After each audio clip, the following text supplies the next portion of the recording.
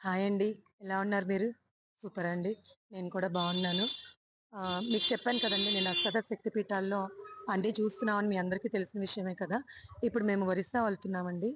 ఆ ఒరిస్సా వెళ్తూ on the way puri దర్శనానికి ఇక్కడికొచ్చాము. ఇక మా బ్యాచ్ అంతా ఆల్రెడీ రెడీగా ఉన్నారు. మేము పూరిలో తీసుకున్న హోటల్ అండి ఇది. సూర్య బీచ్ ఇన్. ఈ హోటల్‌లోనే మేము ఇవాళ నైట్ స్టే చేస్తున్నాము. రేపు మార్నింగ్ నుంచి సెపరేట్‌గా మా బస్ అరేంజ్ చేసుకొని మేము భువనేశ్వరు, కోణార్కు ఇవన్నీ చూసుకొని ఒరిస్సా గిరిజాదేవి దేవస్థానానికి వెళ్తాము. అక్కడ మా శ్రీచక్రార్చన, చండీ హోమం కార్యక్రమం ఉంటుంది. మీకు అప్ టు డేట్ ఎప్పటికప్పుడు అందిస్తూ ఉంటాను. మా వాళ్ళందరికీ రూములు అలాట్ చేస్తున్నారు. ఆల్రెడీ రెడీగా ఉన్నారు. మీరు నా వీడియో కనుక చూసి తప్పకుండా షేర్ చేయండి, లైక్ చేయండి అండ్ సబ్స్క్రైబ్ చేయండి. చూసారా మా వాళ్ళంతా మొత్తం అంతా ఇప్పుడే రూమ్స్ అలాట్ చేశారండి. యాక్చువల్‌గా ఇక్కడ రూమ్‌లో ఇద్దరు మాత్రమే అలౌడ్ అంట. ఆధార్ కార్డులు తీసుకొని అందరికీ రూమ్‌లు ఇవ్వటం జరుగుతుంది. ఎవరి కాళ్ళు రూమ్‌కి వెళ్ళటానికి హడావుడిగా వాళ్ళ ప్యాకేజ్ మొత్తం సర్దుకుంటున్నారు.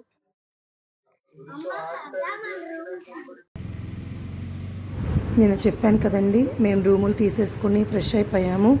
ఇవాళ మార్నింగ్ పొద్దున్నే 5:30 కల్లా దర్శనానికి బయలుదేరిపోయాము. ఎందుకంటే లేట్ అయ్యే కొద్దీ పూరి జగన్నాథ స్వామి దేవస్థానంలో జనం బాగా పెరిగిపోతారని చెప్పి మార్నింగే మేము బయలుదేరిపోయామండి. వాతావరణం ఎలా ఉందో ఒక్కసారి చూడండి. ఇప్పుడే దేవస్థానానికి దగ్గరలోకి వచ్చాం మనం. ఇక్కడి నుంచి తొందరగా దర్శనం చేసుకోవాలనే ఉద్దేశంతో పెందలాడే దర్శనానికి బయలుదేరి వచ్చేసాము. ఇక్కడంతా పాండాల హయాం అండి. పాండాల ద్వారానే దర్శనానికి వెళ్ళటం జరుగుతుంది. ఇక్కడ ఏమి స్పెషల్ ఎంట్రీ టికెట్స్ కానీ అట్లాంటివి ఏమీ లేవు. పాండాలు ఏం చెప్తే అదే అండి. మామూలు దర్శనం అయితే ఫ్రీ దర్శనానికి వెళ్ళొచ్చు. పాండా ద్వారా అయితే సైడ్ ఇంకొక లైన్ ఉంటుంది. ఆ లైన్లోంచి మనం దర్శనానికి వెళ్తాము. మీకు కనిపిస్తుంది దేవాలయము. దగ్గరికి వచ్చేసాం మనం దేవస్థానానికి. అదిగోనండి పూరి జగన్నాథ స్వామి వారి దేవస్థానం. మా వాళ్ళంతా ఆటోల్లో సపరేట్గా రావటం జరిగింది. అందరం ఒకేసారి దర్శనానికి వెళ్ళాలనే ఉద్దేశంతో అందరూ వెయిట్ చేస్తున్నారు. కొన్ని బ్యాచెస్ ఆల్రెడీ వచ్చేసినాయి ఆటోల్లో. మాది లాస్ట్. మేము ఇప్పుడే దర్శనం మా ఆటో రాగానే ఇంకా దర్శనానికి బయలుదేరుతానండి. దర్శనానికి ఇక్కడ ఫోన్లు ఎలో లేదు కాబట్టి ఇక్కడ వరకే నేను అన్నీ తీసుకుంటూ వచ్చాను. ఇది గుడి చుట్టూ ప్రాంగణం అండి. మీకు వైట్ కలర్లో గోపురం కనిపిస్తుంది. ఆ గోపురంలోంచినే మనం లోపలికి దర్శనానికి వెళ్ళాల్సి వస్తుంది. లోకల్ సైట్ సీయింగ్ ఈ దర్శనం అయిపోయిన తర్వాత మేము లోకల్ సైట్ సీయింగ్ కూడా వెళ్ళాము.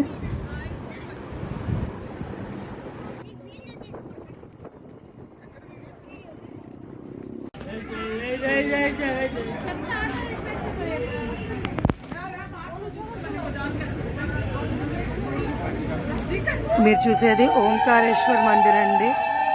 ఈ ఓంకారేశ్వర్ టెంపుల్లో ఇప్పుడు మేము వచ్చాము. పూరిలో పెద్ద నందీశ్వరుడు.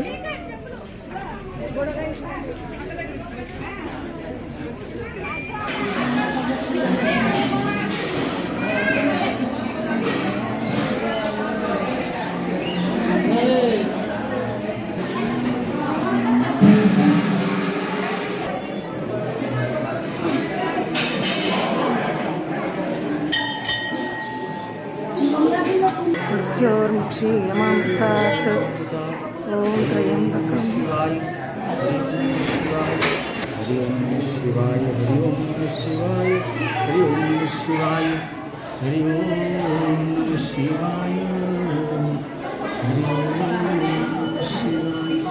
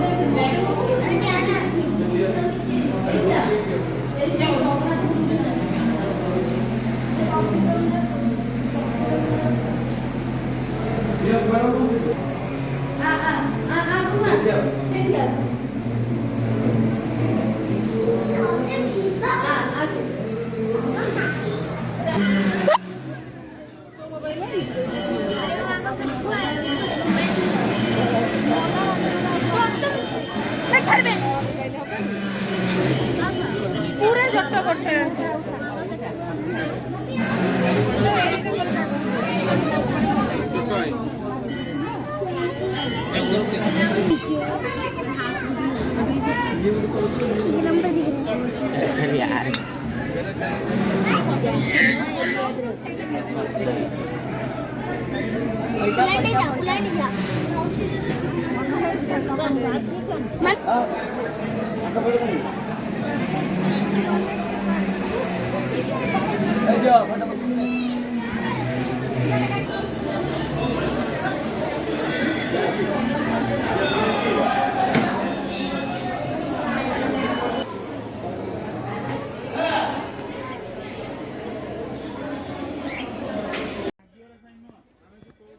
ఈ ఓంకారేశ్వర మందిరానికి బయట వైపు ఆ పరంధావుడు ఒక పెద్ద విగ్రహ రూపంలో మనకి కనిపిస్తున్నారండి.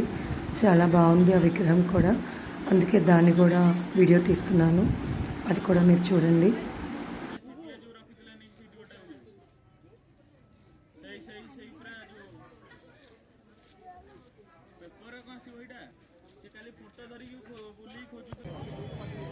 ఇప్పుడు మీరు ఈ జనాలందరినీ చూస్తున్నారు కదండి, ఇది జగన్నాథ స్వామి టెంపుల్ ముందండి. స్వామివారి గుడి ఎదురుగుండా ఉన్న జనము, ఎందుకు ఇంతమంది జనం ఉన్నారో ఇప్పుడు దాకా మీకు అందరికీ తెలిసే ఉంటుంది.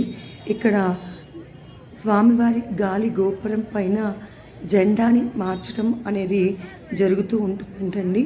ఇది ప్రత్యేకంగా సాయంత్రం పూట సూర్య అస్తమయ సమయంలో ఈ జెండాని మార్చడం అనేది జరుగుతూ ఉంటుందంట.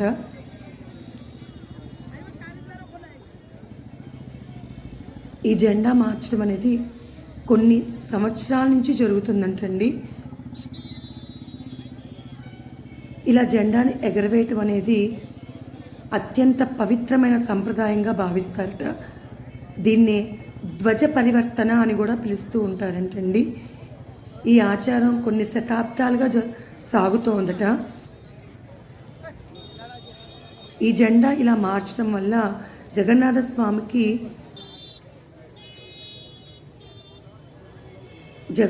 స్వామికి సమర్పించే పవిత్రమైన సమర్పణగా భావిస్తారటండి ఈ జెండా మార్చడం అనేది.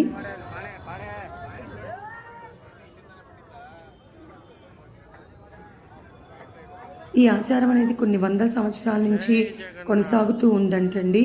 ఎండ వచ్చినా గాలి వచ్చినా ఎటువంటి పరిస్థితుల్లో అయినా ఈ జెండాని మార్చడం అనేది జరుగుతుందంట. ఎట్టి పరిస్థితిలోనూ ఈ జెండా మారవకుండా ఉండరంటండి. ఎందుకంటే అలా మారవకుండా ఉన్నారు అంటే ఆ దేవాలయం 18 సంవత్సరాలు స్వామివారి దేవాలయం మూసివేస్తారు అని నమ్ముతారట. అందువల్ల ఎట్టి పరిస్థితుల్లోనూ ఈ జెండాని మార్చడం జరుగుతుంది. ఈ జెండా అనేది ఎరుపు, పసుపు, తెలుపు రంగుల్లో ఉంటాయంటండి. ఈ స్వామివారి గాలి గోపురం దగ్గరగా 214 అడుగులు ఎత్తుంటుందంటండి. అలా ఎత్తున్న ఆ గోపురానికి ఎటువంటి పరికరాలు ఉపయోగించకుండా వారే చాకచక్యంగా ఆ గాలిగోపురం ఎక్కేసి ఆ జెండాని మార్చడం జరుగుతుందంట. ఈ జెండాని మార్చే సేవకులని చునారా సేవకులు అని పిలుస్తారంటండి. ఇప్పుడు ఎరుపు రంగుల జెండా ఎగురుతూ ఉంది, మీరందరూ చూస్తున్నారు కదా. ఇలా మార్చేవారిని చునారా సేవకులు అని పిలుస్తారట.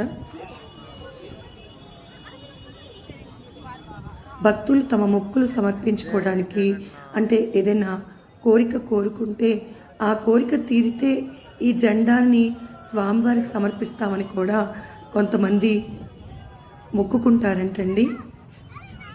ఈ జెండా మీద స్వామివారి యొక్క విశేష ముద్రలు ఉంటాయంటండి. అంతేకాకుండా ఈ జెండా ఎప్పుడు గాలి వీస్తున్న దిశ కాకుండా వ్యతిరేక దిశలో ఎగురుతూ ఉంటుందంటండి. ఆ స్వామివారి యొక్క దేవస్థానంలో ఇలా జరగటం ఒక విశేషం.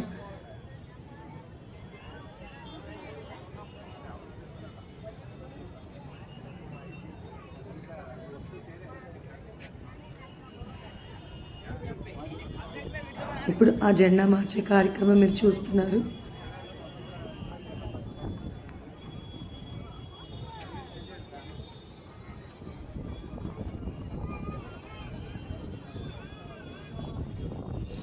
ఈ స్వామివారి ఆలయంలో ప్రధానంగా ముగ్గురు దేవతలు కొలువై ఉంటారండి.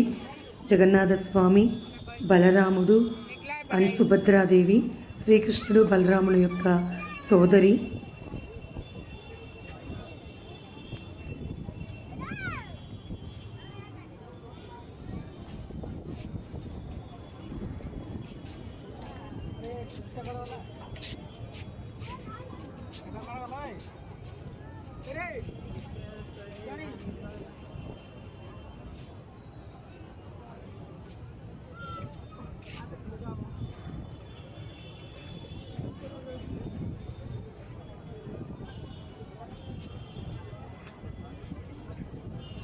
ఈ జెండా ఎగరేస్తున్నంతసేపు ప్రత్యేకమైన మంత్రాలు, పూజా విధానాలు నిర్వహిస్తూ ఉంటారట.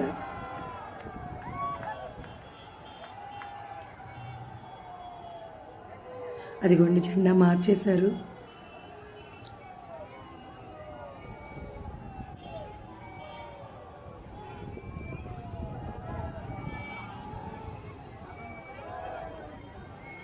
ఈ ఆలయంపై ఎగురుతున్న జెండా జగన్నాథ స్వామి యొక్క కృప రక్షణకు ప్రతీకగా భావిస్తూ ఉంటారంటండి. నేను చాలా కష్టపడి తీశాను. మనుషులు చూసారు ఎంత చిన్నగా కనిపిస్తున్నారో. అందరికీ ఈ విషయాలు తెలిసే ఉంటాయండి. కాకపోతే ఏదో నాకు తోచిన వీడియో చేద్దామనే ఆలోచనలో నేను చేస్తున్నాను. ఈ దేవాలయం చుట్టుపక్కల ఉన్న సైట్ సీయింగ్కి సంబంధించిన కొన్ని దేవాలయాలు కూడా మీకు చూపిస్తున్నాను. ఇక్కడ ఒక దేవస్థానంలో చిన్న కొలను, చిన్నది కాదండి పెద్దదే ఉంది సరస్సు. అక్కడ ఎన్నో చేపలు, ఎన్నో రకాలు ఉన్నాయి. అవి కూడా ఒకసారి తీయాలనిపించింది, అవన్నీ తీశానండి. ఆ వీడియో కూడా మీరు చూడొచ్చు.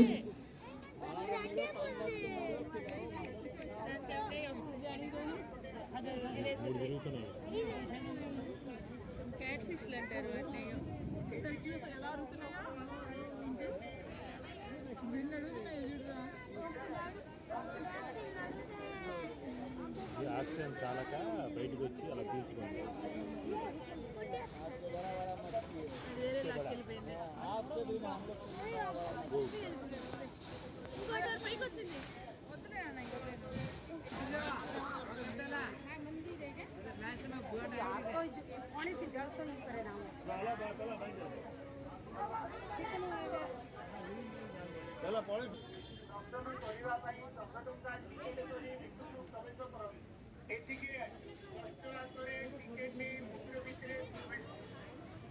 इधर आई 10 रुपया टिकट लेके अंदर जाइए। ଏଇପଟେ ଆସ ଦର୍ଶନ କରିବା ପାଇଁ ଟଙ୍କା ଟଙ୍କା ଟିକେଟ କରି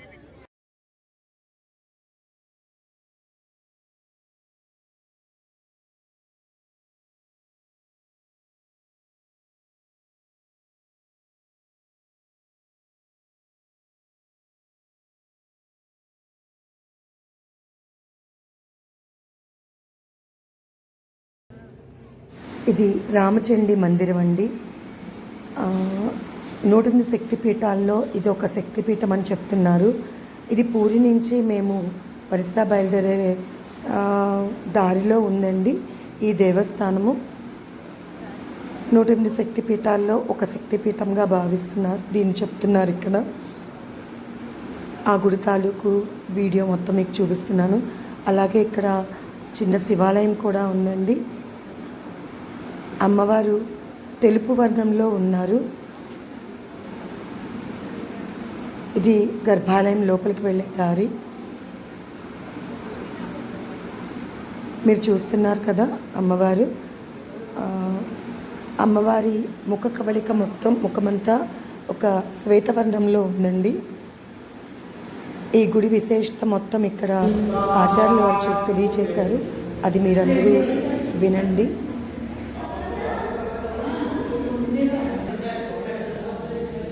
रामेश्वर भगवान जब लंका रावण चुरा के ले गए थे सीता मैया को, उस समय जंगल में भटक गए थे राम भगवान। यहाँ पे राम भगवान भटक गए थे, फिर माता रानी का आदेश दिए थे कि लंका युद्ध के लिए जाने के रामेश्वर से सेतुबंध बांध के लंका जाके माता को छुड़ाने के लिए रास्ता बताया था माता रानी ने। तो ये रामचंडी के बाद माता रानी को पूजा पाठ कर राम भगवान जब गए, शिव जी भी निकले थे। ये शिव मंदिर का पूजा पाठ करके, इसी के बाद चंडी मैया का पूजा पाठ करके रामेश्वर गए थे सेतुबंध बांधने के लिए। इसीलिए ये राम भगवान के नाम से माता रानी, राम चंडी मैया, ये रामेश्वर भगवान, इस शिव मंदिर के राम भगवान के नाम से सब पूजा पाठ है। ये शक्तिपीठ में गिना जाता है, 51 शक्तिपीठ में गिना जाता है। ये शक्तिपीठ 51 शक्तिपीठ। जय गुरु नमः शिवाय। परिवार कल्याण सुखदाम नमः शिवाय। ओम त्र्यंबकं ददामहे सुगंधिं पुष्टिवर्धनम् उर्वारुकमेव धनां पुण्यं यमामृतकार्यं नमः शिवाय। तत्पुरुषाय विद्महे महादेवाय धीमहि।